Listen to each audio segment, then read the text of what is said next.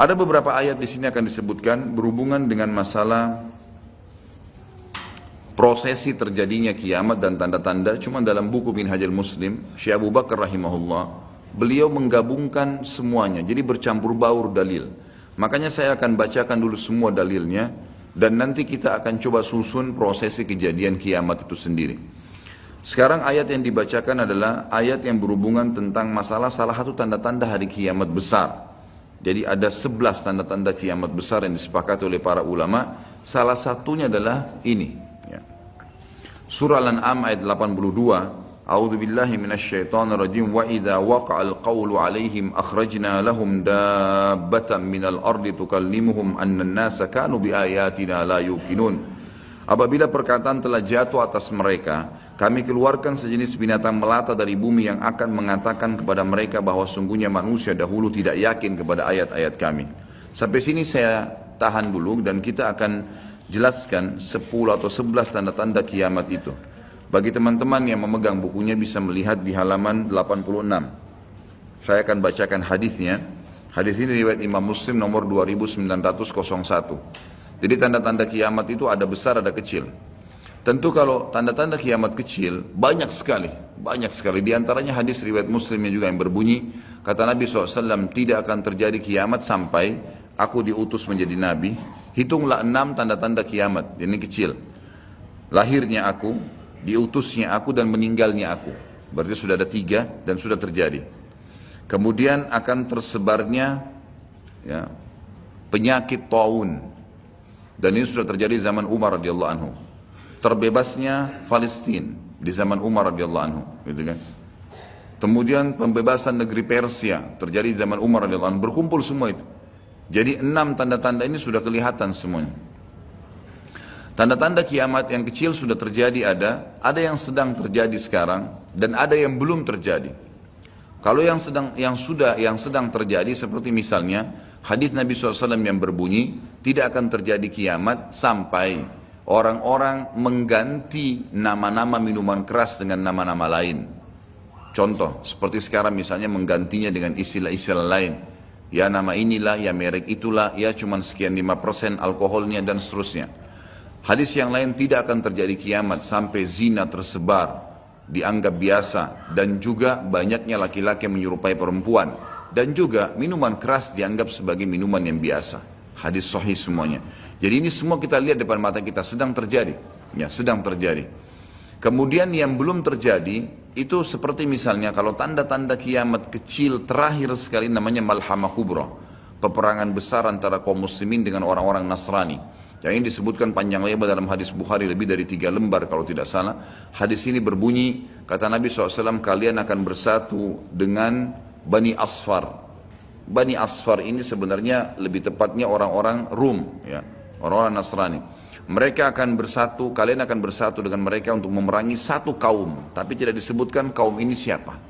Yang jelas kita akan bersatu satu waktu dengan kelompok-kelompok Nasrani ini, kemudian kita bersatu memerangi satu kaum. Allahu a'lam siapa mereka. Sebagian ulama berijtihad mengatakan komunis, ada yang mengatakan kapitalis dan segala macam istilah, tapi kita beriman bahwasanya itu akan terjadi. Ringkas cerita, kalian akan memenangkan peperangan, pasukan tahaluf ini, sekutu ini akan menang. Kemudian setelah itu bubarlah semua pasukan dan tersisa pasukan di negeri Syam.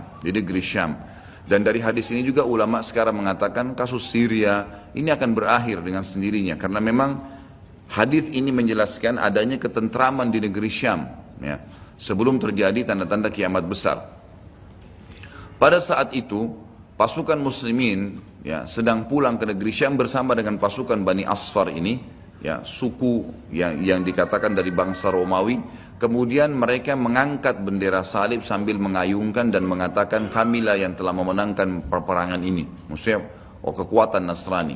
Maka yang muslim sempat teman-teman mereka mengatakan, ini kan kita sekutu, bagaimana caranya kalian mengaku ya memenangkan sendiri. Terjadi cekcok di antara mereka. Lalu kata Nabi SAW, akhirnya segelintir muslimin yang ada di situ Allah karuniakan mereka mati syahid, terbunuh semua.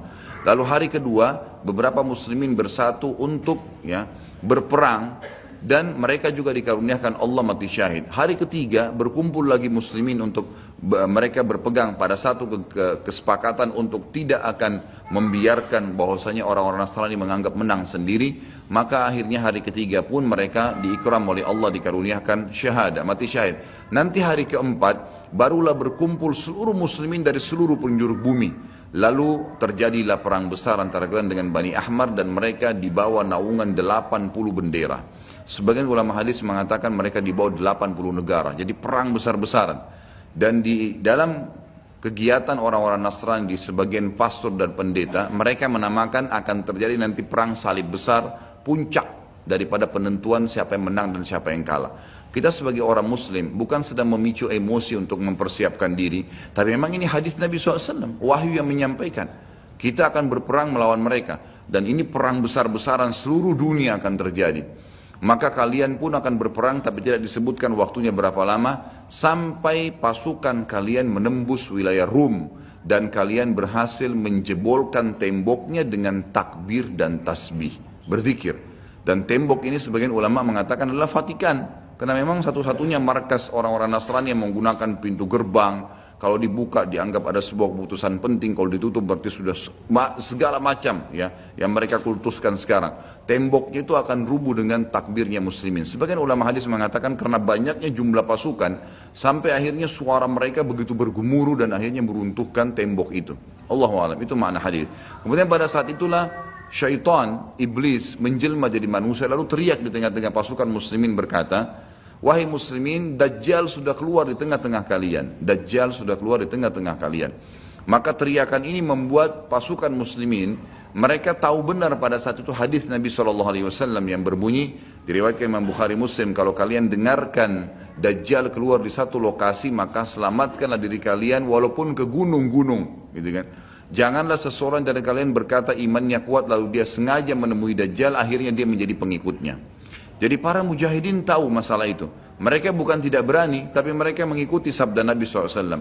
Maka mereka pun akhirnya pada klub pulang masing-masing. Kata Nabi SAW, mereka pun bubar ke wilayah masing-masing. Pada saat mereka tiba di wilayahnya, ternyata Dajjal tidak ada. Itu berita dusta. Dan pada saat itulah Dajjal keluar. Pada saat itulah Dajjal keluar. Dan Dajjal adalah tanda-tanda kiamat besar yang pertama. Tanda-tanda kiamat besar yang pertama. Jadi ini akan terjadi. Ini sekaligus saya menitik beratkan, ya, tidak bolehnya sembarangan orang ngomong. Sekarang soalnya ada beberapa orang, semoga Allah berikan hidayah, menentukan tahun ya akan terjadi kiamat. Bagaimana caranya menentukan tahun? Ini tanda-tanda depan mata kita masih ada yang belum terjadi. Dan ini peperangan besar seluruh dunia, ini nggak main-main, ini bukan perang 1-2 hari. Ini peperangan yang besar sekali, gitu kan? Jadi Allahu alam kita masih menemukan atau tidak. Tapi yang jelas menurut tanda-tanda sekarang kita masih ada di fase-fase tanda-tanda kiamat kecil yang sedang terjadi. Tapi kita menyampaikannya, gitu kan? Yang jelas ini sesuatu yang masih Allahu alam berapa lama, tapi dari hitungan tahun tidak mungkin 20-30 tahun. Bukankah banyak orang menebak-nebak tahun 2000 sekian akan kiamat, 2000 sekian akan kiamat. Ini semua dari mana? Kita punya kiai dan guru kita Nabi Muhammad SAW menyampaikan kepada kita tanda-tandanya ada sebelum terjadi kiamat. Tanda-tanda itu tidak akan terjadi kiamat. Kemudian kita akan masuk menjelaskan teman-teman sekalian tanda-tanda kiamat besar. Ada 11 yang disepakati tanda-tanda kiamat besar, sebagaimana disebutkan di dalam hadis riwayat Imam Muslim. Yang pertama adalah keluarnya Dajjal. Dan Dajjal ini diambil dari kata-kata Dajjala yang berarti kekacauan. Dan ini digunakan untuk nama seseorang yang memang akan dikeluarkan oleh Allah Azza wa Jal sebagai fitnah bagi kaum muslimin. Makanya kita dalam tahiyat membaca wa'udzubika min fitnatil masih dajjal, dan jauhkanlah kami dari fitnahnya masih dajjal. Nanti akan saya paparkan panjang lebar. Yang kedua adalah sementara Dajjal membuat kerusakan di muka bumi, maka akan keluar Mahdi. Yang kata Nabi SAW, akan keluar seseorang yang sama namaku, Muhammad bin Abdullah, akan sama paras wajah dan poster tubuhku, sama persis dengan Nabi SAW, alisnya, matanya, kulitnya, dan dari keturunanku, dari kota Madinah. Jadi kan sebagian ulama hadis mengatakan ini kemungkinan dari turunan Hasan radhiyallahu anhu, karena memang sekarang yang banyak di Madinah itu turunan Hasan radhiyallahu anhu. maka dia akan keluar dan Allah mengubahnya dalam sehari semalam. Kemudian dia keluar dari Madinah ke Mekah lalu dibaiat dengan 300 orang, lalu kemudian mereka membentuk pasukan untuk mengejar Dajjal. Kemudian yang ketiga, pada saat itu, nanti akan saya jelaskan penyelidikan ini garis umumnya dulu. Yang ketiga akan turun Nabi Isa alaihissalam. Pada saat pasukan Mahdi sudah sampai di masjid, ya, Menara Putih, dikatakan, dan subhanallah, masjid itu kata ulama hadis ada sekarang di Damaskus, di ibu kota Syria. Ada masjid yang disebutkan Menara Putih dan Nabi SAW sebutkan dengan nama Menara Putih. Nanti mereka akan singgah sholat asar situ lalu Isa alaihissalam turun. Kemudian setelah itu, setelah Isa alaihissalam ya, datang turun kemudian memerangi Dajjal, datang tanda-tanda hari kiamat. Yang keempat adalah Ya'juj wa Ma'juj. Dua suku yang dari anak Adam diciptakan oleh Allah Subhanahu wa taala, tapi mereka berbeda dengan kita. Mereka sangat beringas, memakan semuanya, kala jengking, ular, hewan-hewan, jumlahnya banyak. Bahkan seseorang di antara mereka tahu kalau akan mati kalau seandainya sudah memiliki 1000 orang anak. Dan mereka akan membuat kerusakan, membunuh semua yang ditemui. Kafir, beriman, tidak ada urusan. Selain mereka akan dibunuh. Ini ada ciri-cirinya. Ya, ada ciri-ciri yang akan saya sebutkan nanti. Ringkas cerita, mereka akan buat kerusakan dan Allahu a'lam berapa lama di situ. Isa alaihissalam dan kaum mukminin akan sembunyi di gunung-gunung dan mereka akan mati bukan dengan peperangan dengan kaum mukminin tapi dengan doa Isa alaihissalam yang berdoa lalu Allah matikan mereka dengan satu kali mati. Maka semua miliaran orang yang Ya'juj ini mati tiba-tiba. Kemudian Isa alaihissalam pun berdoa kepada Allah agar dihilangkan jenazah mereka karena seluruh bumi ini dipenuhi dengan jenazah mereka. Sampai disebutkan dalam hadis mereka akan turun di sebuah sungai Tibriyah di wilayah Syam. Mereka minum sungai tersebut, orang terakhir mereka datang sudah nggak temukan lagi ada airnya, saking banyaknya jumlahnya. Dan saya pernah tanyakan ke dosen saya sendiri waktu tingkat 3 kuliah bicara masalah Ya'juj Ma'juj ini, saya bilang, Syekh, apakah ada orang dari kita yang ikut dengan pasukan mereka? Maka syekhnya mengatakan sama sekali tidak ada. Karena kita beranjak daripada hadis Nabi SAW, seseorang yang antara mereka tahu dia akan mati kalau sudah punya 1000 orang anak. Dan mereka akan membunuh semua selain mereka. Jadi ada ciri khasnya sendiri. Kemudian setelah mereka mati pun, Isa AS berdoa, lalu Allah SWT datangkan burung-burung yang besar dari arah barat, yang mencengkram mereka satu-satu, lalu dibuang ke lautan ke arah timur. Kemudian Allah turunkan hujan yang membersihkan kotoran-kotoran mereka. Jadi sudah ada tanda-tanda kiamat pertama Dajjal, nanti akan saya ceritakan ceritanya. Kemudian ada Mahdi keluar dari Madinah, kemudian turunnya Isa alaihissalam, kemudian Ya'juj Ma'juj. Setelah berjalannya waktu, maka akan terjadi orang-orang kufur kembali kepada risalah langit.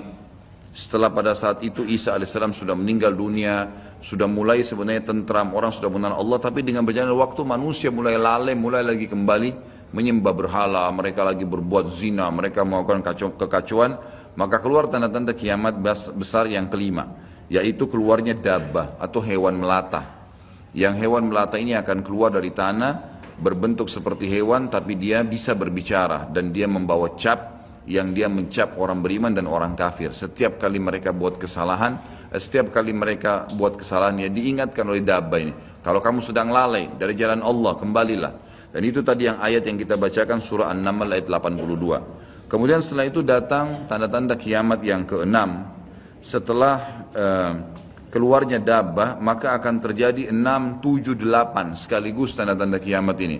Yaitu terjadinya longsor besar di wilayah timur Jazirah Arab. Tepatnya wilayah timur itu Irak, Iran, Afghanistan, Rusia, itu wilayah timur Jazirah Arab. Akan terjadi longsor besar yang tidak bisa lagi ditutup. Dan terjadi juga longsor besar, tanda-tanda kiamat yang ketujuh, itu adalah di Jazirah Arab dan juga terjadi di wilayah baratnya Jazirah Arab, yaitu wilayah Afrika. Dan ini juga akan longsor besar, gitu kan. Kemudian terjadilah tanda-tanda kiamat yang selanjutnya, yang ke berapa? 9. Keluarnya api dari wilayah Ka'rul Aden namanya, atau wilayah padang pasirnya wilayah Aden. Aden salah satu kota di Yaman, gitu kan. Dan sekarang ini sudah ada diangkat di YouTube, dicuplikan, dan saya pernah lihat sebagian padang pasir wilayah Aden ini yang disebutkan dengan Ka'ril Aden itu memang tidak ada orang yang tinggal situ karena panasnya, gitu kan. Dan ada wilayah padang pasir yang sempat terbelah dan mereka melihat dan diteliti secara ilmiah di bawah itu ada api yang sangat besar. Jadi ini sudah disebutkan dalam hadis Nabi Sallallahu Alaihi Wasallam. Kemudian selanjutnya akan terbit matahari dari barat sebagaimana dia biasa terbenam dari situ. Ini ada berapa? 10 ya? Berarti ada satu yang tertinggal ya. Iya, keluarnya asap, maaf. Jadi sebelum terjadinya longsor 6, 7, 8 tadi, yang keenamnya itu adalah kelihatannya kabut. Di seluruh muka bumi ini akan terjadi kabut yang menutupi bumi ini, dan semua dunia ini akan melihat kabut itu dalam beberapa waktu. Inilah 11 tanda-tanda kiamat besar. Baik, kita akan rincikan dengan izin Allah satu persatu. Kalau terjadinya atau keluarnya Dajjal, ini disebutkan dalam banyak hadis, banyak sekali, dan ini yang paling banyak diingatkan. Di antaranya hadis Bukhari yang berbunyi, kata Nabi SAW, tidak ada seorang Nabi pun kecuali sudah mengingatkan kaumnya tentang si buta sebelah kanan. Ya.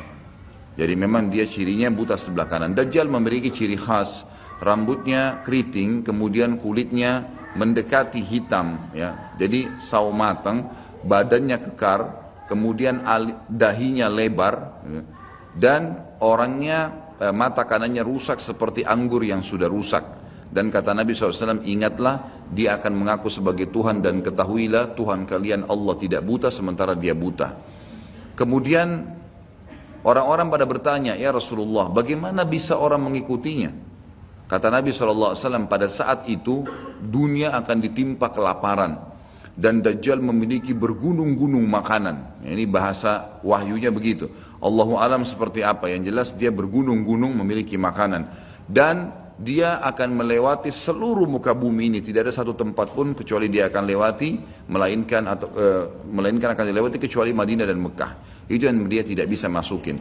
Dajjal akan membuat kerusakan di muka bumi 40 hari. Satu hari pertama seperti setahun, satu hari kedua seperti sebulan, satu hari ketiganya seperti sepekan, dan sisa harinya seperti hari-hari kalian. Berarti setahun, 2 bulan, 2 pekan. Dan ini kemungkinan kata sebagian ulama, dia akan menggunakan teknologi yang ada sekarang. Karena Nabi SAW mengatakan, akan keluar Dajjal dari wilayah Yahudiyah di Khurasan. Wilayah Yahudi ini subhanallah, sekarang di Iran ada satu perkampungan namanya Yahudiyah. Diberikan nama itu. Dan mayoritas penduduknya orang Yahudi. Kata Nabi SAW, Dajjal akan keluar dari wilayah Yahudiyah di Khurasan. Khurasan itu Iran. Gitu kan? Dan sekarang ini sudah ada, semua ini ada. Tidak mungkin salah sabda Nabi SAW. Dikatakan akan keluar dan diikuti dengan 70.000 orang Yahudi. Dan sebagian ulama hadis mengatakan pada saat itu teknologi sangat canggih seperti sekarang, lebih canggih lagi, gitu kan? Sehingga Dajjal mengelilingi muka bumi ini dengan 1 tahun 2 bulan 2 pekan itu sudah kelilingi seluruh dunia. Dan setiap kali kata Nabi SAW dia memasuki sebuah wilayah dan orang-orang beriman padanya, maka wilayah itu akan subur, turun hujan dari langit. Perekonomian mereka, ya, perkebunan, peternakan, semua akan subur. Dan setiap wilayah yang ditinggalkan oleh Dajjal tidak mau beriman, maka akan susah, hujan tidak turun dari langit, hasil mereka mengurang dan seterusnya. Jadi memang ini sabda Nabi SAW, disuruh kita menghindar, bukan melawannya. Dajjal akan terus membuat kerusakan di muka bumi dan banyak sekali pengikut-pengikutnya. Kata sebagian ulama hadis, beritanya akan merambak sangat cepat dan banyak pengikutnya karena menggunakan media. Kemungkinan menggunakan media kayak kita sekarang merambat luar biasa, mudah ditangkap informasinya. Dajjal akan dikenal oleh orang-orang, Jadi orang-orang akan banyak yang tidak beriman sama Allah, yang munafik, semuanya ikut. Termasuk ada yang mengaku Islam tapi munafikin menjadi pengikutnya Dajjal. Ya. Kemudian Dajjal akan keliling terus di muka bumi sampai dia tiba di Madinah. Yang diceritakan kota Madinah. Dan dia tidak bisa memasuki kota Madinah karena di setiap pintu gerbangnya ada malaikat yang menghembuskan pedang. Ada 2 malaikat yang menghembuskan pedang dan menghadangnya. Maka Dajjal pun tidak bisa masuk. Allahu alam bagaimana ini terjadi, tapi ini sabda Nabi SAW. Lalu Dajjal pun mencari gunung tertinggi yang ada di sekitar perbatasan Madinah. Sebagian ulama yang pernah saya tangkap bahasa mereka mengatakan batas Madinah yang paling mudah dijangkau dan masuk adalah Wadi Aqiq. Wadi Aqiq sebuah lembah yang kebetulan dulu berada di depan kampus kami. Jadi di situ dianggap kalau sudah keluar dari situ berarti sudah keluar dari wilayah haram itu sendiri. Allahu alam, ini ijtihad tentunya. Tapi yang jelas Dajjal akan naik ke atas sebuah gunung, kemudian dia berkata kepada para pengikutnya, apakah kalian melihat istana putih itu? Maka mereka semua melihat ke arah Masjid Nabawi, Lalu mereka mengatakan, iya, kata Dajjal, itulah istananya Muhammad yang aku tidak bisa jangkau. Dan subhanallah, sekarang Masjid Nabawi warnanya seperti istana putih, gitu kan. Tanpa disadari dengan menggunakan marmer putih, besar, begitu juga dengan perluasannya nanti. Memang kalau dari kejauhan seperti istana yang sangat mewah, gitu kan. Ringkas cerita, Dajjal pun akhirnya sebelum pergi, dia sempat menyentakkan kakinya, kata Nabi SAW, sehingga membuat terjadilah gempa di Madinah dan membuat seluruh orang munafik di Madinah keluar jadi pengikutnya. Jadi gempa dan hanya tinggal di sana orang-orang beriman. Hanya tertinggal di sana orang-orang beriman. Lalu keluarlah sebelum Dajjal pergi, keluarlah satu anak muda yang kata Nabi SAW orang terbaik pada saat itu. Orang terbaik pada saat, orang yang paling luar biasa imannya. Masih muda di sini ulama mengatakan istilah syab dalam bahasa Arab bisa dari mulai balik 12 tahun sampai 40 tahun. Nanti keluar seorang anak muda yang diistilahkan syab antara umur ini, kemudian keluar dan sempat melihat Dajjal. Maka Dajjal pun mengatakan menangkapnya segera dan mengatakan saya Tuhanmu. Maka orang tersebut mengatakan kau adalah Dajjal yang telah diceritakan oleh Nabi SAW. Karena dalam hadis yang lain dikatakan setiap orang mukmin bisa melihat di dahinya tulisan kafara yang berarti kufur. Dia bisa membaca bahasa Arab atau tidak, tapi dia akan bisa membaca dengan hikmah Allah. Matanya orang mukmin bisa melihat itu sehingga dia tahu ini adalah Dajjal. Kemudian Dajjal pun mengambil gergaji dan membelah dua dari kepala sampai kemaluannya sehingga anak muda itu terbelah dua dan Dajjal melewati tengah-tengahnya dan seluruh pengikutnya bersorak-sorak. Lalu Dajjal berkata, bangkitlah, bangkit kembali bersatu. Lalu kata Dajjal, apa kau sudah yakin saya Tuhanmu? Maka Dajjal mengatakan, maka anak muda itu mengatakan, justru saya tambah yakin kau adalah Dajjal. Setelah itu dia berusaha membunuhnya tapi dia tidak mampu lagi. Allah sudah selamatkan. Maka Dajjal pun meninggalkan lokasi tersebut. Lalu puncaknya Dajjal menuju ke Palestina. Dan dia akan bermarkas di sebuah tempat namanya Babulut. Babulut dalam hadis. Subhanallah, sekarang ini sudah ada kota di Israel yang mereka rebut wilayah Palestina, sebuah seperti kecamatan, ya, kalau yang saya tangkap, saya pernah ada cuplikannya, itu ternyata diberikan nama Babulut oleh orang Yahudi. Dan ini disebutkan dalam hadis dengan lafaz itu Babulut, ya, Bablut, gitu kan. Ini subhanallah saya lihat cuplikannya Babulut, gitu. Ini luar biasa ini, seperti sabda Nabi SAW. Dan sekarang mereka lagi fokus membangun, menjadikan wilayah itu wilayah yang paling mewah di Israel. Subhanallah, gitu kan. Dajjal akan menuju ke sana dan sementara dia menuju ke sana, setiap wilayah yang dia lewatin, salah satunya disebutkan dalam hadis Bukhari adalah dia akan melewatin satu wilayah yang sangat banyak masyarakatnya. Ya Allahu alam ini di mana? Apakah di wilayah Cina? Apakah di pokoknya masyarakat komunitasnya paling besar. Kita tahu sekarang Cina sama India ini tempat yang sangat luas. Banyak masyarakatnya, dia akan melewati wilayah yang banyak masyarakatnya, lalu kemudian dia berkata kepada pemimpinnya, Allahu alam, ini presiden kah, raja kah, kepala suku kah, dia akan berkata bahwasanya saya Tuhanmu. Maka orang itu mengatakan, apa buktinya kau Tuhan saya? Dia bilang, bagaimana kalau saya hidupkan kedua orang tuamu? Apa kau akan percaya saya Tuhanmu? Maka orang itu berkata, tentu saja. Ada Dajjal, tunjukkan kuburannya, ditunjuk kuburannya, lalu Dajjal mengatakan keluarlah. Maka keluarlah orang tuanya dan berkata ibu ayahnya, ikutlah pada orang ini karena ikutlah pada ini karena dia adalah Tuhanmu. Maka akhirnya kepala suku atau kepala negara itu pun menyatakan ikut dan seluruh masyarakatnya ikut. Jadi luar biasa, miliaran orang jadi pengikut Dajjal pada saat itu. Maka Nabi SAW sudah membongkar buat kita itu. Berkata apa? Itulah dua syaitan yang menjelma untuk menipu manusia. Untuk menipu manusia. Dan itu puncak terakhir sekali sebelum Dajjal menuju ke Israel. Lalu kemudian dia menuju ke Palestina. Tapi disebutkan Israel, dikatakan Palestina dalam hadis. Lalu menuju ke sebuah wilayah yang namanya Babulut tadi. Lalu Dajjal berpesta pora di sana dengan pengikut-pengikutnya mentuhankan dia. Dia berikan makanan, kaya raya, segala macam dia bisa lakukan, fitnah, gitu kan. Akhirnya keluarlah. Pada saat sementara dia berjalan ke Babulut dan tiba di Babulut, keluarlah di Madinah Mahdi. Dan Mahdi ini adalah keturunan Nabi SAW tadi saya bilang, keluar dari Madinah. Kemudian Allah memperbaiki dia dalam sehari semalam. Kata sebagian ulama hadis, Allah berikan petunjuk sehingga dia menjadi baik langsung, gitu kan. Tadinya dia faham agama tapi belum diaplikasikan, sekarang dia langsung Allah SWT ubah menjadi orang yang saleh dalam sehari semalam. Lalu kemudian dia jalan, ada banyak riwayat yang menyebutkan ciri-cirinya. Di telapak tangannya ada seperti bekas, ya, tanda lahir.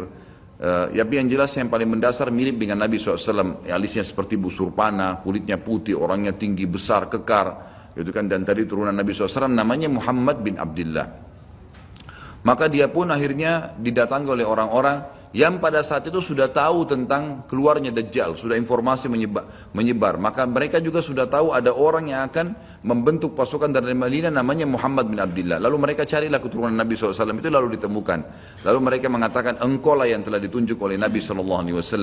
Maka keluarlah memimpin kami untuk memerangi Dajjal. Dia pun awalnya menolak sampai dia pergi ke Mekah, kata Nabi SAW, lalu diikuti oleh 300 orang masyarakat membaiatnya, lalu terbentuklah pasukan muslimin yang tidak tahu Allahu alam berapa jumlahnya pada saat itu, lalu mereka menuju ke Palestina, melewati negeri Palestina, melewati negeri Syria, dan akhirnya mampir di Masjid Darul Baydha tadi, menara putih yang tujuannya untuk mengerjakan sholat asar. Dan pada saat itu terjadilah tanda-tanda kiamat besar ketiga, Isa alaihissalam akan turun.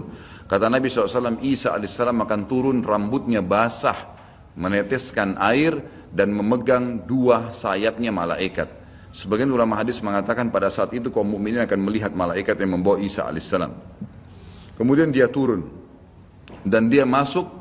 Kemudian kata Nabi SAW, Mahdi adalah satu-satunya orang, ya, salah satu orang yang Nabi sholat jadi makmum di belakangnya. Karena waktu turun Nabi Isa, orang sudah tahu semua ini akan turun, lagi berkumpul gini mau sholat, pas mau iqamah sholat Isa alaihissalam turun. Dan orang-orang sudah mengatakan Isa sudah datang. Jadi informasi pasti, bukan lagi yang diragukan, bukan masih nebak ini Isa atau bukan, mereka sudah tahu.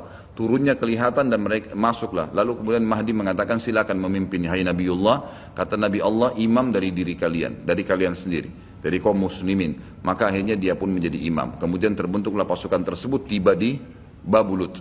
Saya tutup dengan kisah Babulut ini. Pada saat tiba di Babulut, ya, tiba di Palestina, maka Dajjal tidak tahu yang datang ini siapa. Disebarkan berita oleh pengikutnya mengatakan, hai Dajjal, sudah datang pasukan yang ingin memerangi kita. Lalu Dajjal mengatakan, siapa yang berani mengalahkan saya? Siapa yang bisa? Bukakan pintu gerbang, kita tantang. Dia nggak tahu kalau Isa alaihissalam yang datang. Kemudian pada saat dibukakan, Dajjal dengan sombongnya, dia tahu dia tidak mati, gitu kan? Punya kekuatan super yang luar biasa. Begitu dibuka pintu gerbang, dia sengaja nunggu di pintu gerbang untuk menunjukkan, mendemonstrasikan kemampuannya di depan para pengikutnya. Ternyata waktu dibuka pintu gerbang, Isa alaihissalam di depan pasukan muslimin. Dan akhirnya begitu melihat Isa, dia coba melarikan diri dan badannya meleleh seperti melelehnya lilin, gitu kan? Jalan terus meleleh sampai akhirnya Isa alaihissalam mengejarnya sambil mengatakan, wahai musuh Allah, sudah saatnya kau mati. Diletakkan di tanah, ditekan oleh Isa alaihissalam, lalu kemudian ditombak di antara dua matanya dengan tombak emas, yang akhirnya membuat Dajjal mati. Pada saat itu pun Yahudi mengetahui masalah itu, sehingga mereka menyebar. Ya, mereka menyebar dan Isa alaihissalam sudah tahu instruksi dari Allah untuk membunuh semua pengikut Dajjal. Maka semua pun pengikut Dajjal dari Yahudi ini menyebar di bawah pohon, di atas batu, dan semuanya akan berbicara mengatakan, hai Muslim, ini Yahudi, bunuhlah dia. Maka semuanya pun dibunuh oleh kaum muslimin kecuali satu pohon garkat. Pohon garkat ini pohon yang punya duri dan buahnya pahit. Dulu di kuburan Baqi cukup banyak, ya. Sekarang subhanallah di Israel paling banyak ditanam pohon garkat karena mereka tahu bahwasanya itu tidak akan berbicara untuk menunjukkan siapa mereka. Jadi kebodohan orang Yahudi tahu kebenaran ini tapi mereka tidak beriman. Makanya wajar Ibnu Abbas berkata dalam nama ghairil maghdubi alaihim, bukan orang yang bermuka adalah Dajjal, adalah orang-orang Yahudi karena kebodohannya. Maka pada saat itu pun dibunuhlah semuanya. Dan termasuk kata ulama hadis sebenarnya yang sembunyi di sekitar pohon garkat. Garkat ini tidak bicara, hai Muslim, ini Yahudi. Tapi orang Islam pada saat itu kata ulama hadis mengetahui kalau ini pohon garkat. Mengetahui kalau ini pohon garkat. Jadi memang sudah punya gambaran. Sehingga walaupun sembunyi di pohon garkat tetap akan dibunuh oleh kaum muslimin. Karena orang-orang Yahudi tidak mengikrarkan syahadat. Mereka walaupun sudah tahu kebenaran, mereka memang tidak mau syahadat. Makanya Nabi SAW mengatakan, jangankan Isa AS, Nabi Muhammad SAW saja di zamannya, kata beliau kalau ada 12 orang dari Yahudi yang mengucapkan syahadat, beriman pada saya, maka seluruh Yahudi akan beriman. Saking sulitnya, 12 orang saya sudah cukup. Tapi pada saat itu pun sama, walaupun dibunuh mereka tidak mau beriman kepada Allah SWT. Ini juga terjadi pada saat terjadi pembunuhan suku Quraidah. Jadi pada saat itu Nabi SAW mengepung mereka, diberikan kesempatan untuk taubat. Mereka tidak mau, akhirnya mereka menganggap kalau dibunuh oleh Nabi SAW, dibunuh oleh kaum muslimin, mereka akan menuju ke surga. Gitu kan. Jadi mereka pasrah dengan dibunuh. Mereka anggap itu akan menuju ke surga. Dan ini kebodohan. Ya, ini kebutuhan. Maka pada saat itu selesailah urusan orang-orang Yahudi ini, dan Isa alaihissalam akan memimpin di muka bumi selama, ada riwayat mengatakan 7 tahun, ada yang mengatakan 40 tahun. Membuat keadilan, dan Isa akan membunuh semua babi, menghancurkan semua salib, dan tidak ada rumah satupun, kata Nabi SAW, di muka bumi kecuali akan masuk ke dalam Islam, baik dalam keadaan mulia ataupun menolak, terhina. Jadi sudah tidak ada, seluruh muka bumi ini akan jadi Islam pada saat itu. Jadi sampai sini insya Allah bahasan kita akan lanjutkan nanti, pertemuan akan datang, dan silakan kalau ada pertanyaan ditulis di kertas, setelah sholat kita akan bahas. Dan kita akan mulai Ya'juj Ma'juj dan sisa-sisa lainnya nanti kita akan bahas pada pertemuan akan datang. Mungkin begitu.